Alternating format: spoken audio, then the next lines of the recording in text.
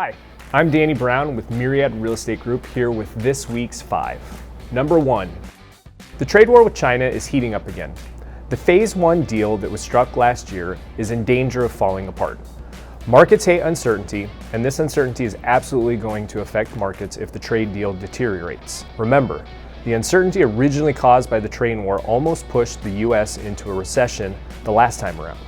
It also caused the Federal Reserve to reduce rates, and they can't reduce rates any further without going into negative territory, which would be really bad. I'm not sure our economy could take another huge blow in its current state. The president also announced on Friday that he would impose new sanctions and visa restrictions on the Chinese officials who, as he states it, are smothering Hong Kong's freedom, which I find to be hilariously hypocritical based on his reactions to how the protesters in the US should be treated. What's happening in Hong Kong is very similar to what is happening on the streets of major US cities, and the rhetoric coming from the White House is very hypocritical.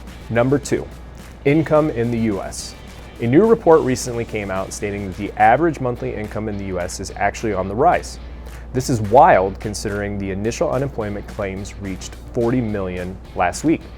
If so many people are without work, why would incomes be going up? It all comes down to the income inequality in this country that has existed for years. Over 80% of the jobs that have been lost due to COVID-19 have been lower income jobs, which are those earning less than $40,000 per year. When you remove these lower income jobs from the equation, and the only remaining jobs are higher income jobs, the result would be a higher average income. The pandemic that we're facing has really placed a spotlight on a lot of the problems and inequalities that exist and have existed for years within our system. I think we're seeing this play out right now with the protests. People are really pissed off, and justifiably so. Change is hard and messy at times, and I hope that when it's all said and done that we can work towards a more balanced and just system for everyone. It takes action though, so we need to stay engaged, stay pissed off, and work together to build a better system. Number 3, surcharges. Hidden surcharges have long been charged by banks, car dealers, hotels, and credit card companies. Due to regulation, they are much more transparent than they once were, and most of us are aware of them. Be on the lookout though, as you can now add restaurants, salons, and even the UPS to that list of companies charging surcharges. With COVID-19, businesses are starting to use surcharges to help them recover lost income.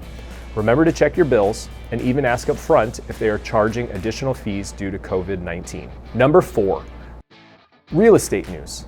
We have a very strong seller's market here in the greater Phoenix area, with demand outpacing where we were this time last year. Active homes listed for sale is down over 15% from last month, while homes under contract are up over 30%. This tells us that very few homes are coming to market to replace what has sold. This is making things incredibly difficult for buyers once again. When the stay-at-home order hit, I speculated that we were in a very small window of time where things were much easier for buyers if they were in the market. Well, it seems as if that window has now closed. We are seeing multiple offer situations and homes selling above their list price. Things have become hyper competitive once again. Where will the relief in the housing market come from? Well, we still have a lot of people out of work who are not paying their rent or making their mortgage payments. Due to this, we could see an increase in inventory from landlords needing to sell their rental properties, homeowners electing to sell rather than go to foreclosure, and we could even see an increase in foreclosures themselves. Let me be clear though, that we only have around 11,000 homes on the market in the greater Phoenix area. For this market to shift from a seller's market to a buyer's market, that curve needs to shift drastically. The possible increase in supply, which would take place in 3 to 6 months, will bring buyers more options and help slow appreciation. I don't think we'll see home values go down anytime soon. We'll continue to monitor the numbers and bring you weekly updates. Number 5, mortgage news. Mortgage rates hit another record low last week, but finished today higher as the economic data was stronger than expected.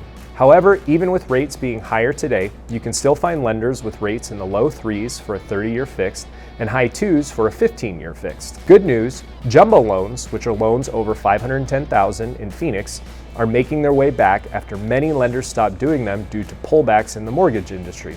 These loans might be slightly different than they were in February though, as buyers will probably need to put 20% down and need a higher credit score to qualify. The good news though is that they're coming back, which should help our semi-luxury and luxury market. I've said for a long time that Arizona's #1 import is Californians, and that seems truer now than ever before.